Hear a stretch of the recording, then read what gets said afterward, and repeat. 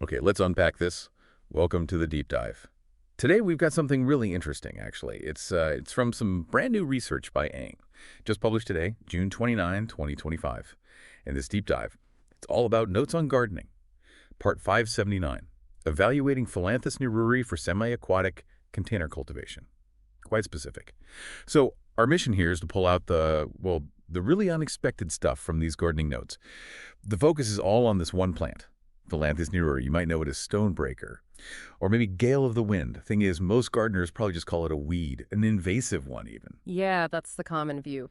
But what Ang's research shows is pretty fascinating. See, the author was looking for plants, specifically for semi-aquatic surface cover in outdoor ponds, like container ponds, and Phyllanthus niruri. It just popped up as this incredibly promising candidate. The Oh, source actually describes how it first showed up naturally in a sponge cube, and then they just transplanted it, cube and all, right into a hydroponic setup. Very observational, not some sterile lab test. okay, right. This is where it gets really interesting, because like you said, it's usually seen as this invasive weed. So what was it in those early observations that made Ang think, hang on, maybe this could work? Seems backward. Well, exactly. It's those very traits, the ones that make it invasive, that actually become its strengths in this specific context. Ang looked closely at the roots, and the notes are clear. It has this aggressively sprawling growth. It just thrives. Doesn't matter if it's soil or water, which is why it's a pest elsewhere. But for this specific job, covering the surface in a semi-aquatic container, that aggression is, well, it's perfect. Ah, okay. That makes sense. It's about the application. And the source actually says, quote, it shows significantly faster establishment and more extensive growth compared to other plants Ang looked at. So instead of waiting ages for cover. Exactly. This one just gets the job done and fast. You get that surface coverage much quicker. And it's not just about speed, there's more. If you want a plant that's going to last in that kind of setup, Ang also points out its notable durability and pest resistance. Right. So it's tough, less fuss, fewer problems with bugs or diseases. Precisely. That's a huge practical plus for anyone managing these kinds of features outdoors. Less work, basically. Okay, functionally it sounds like a winner.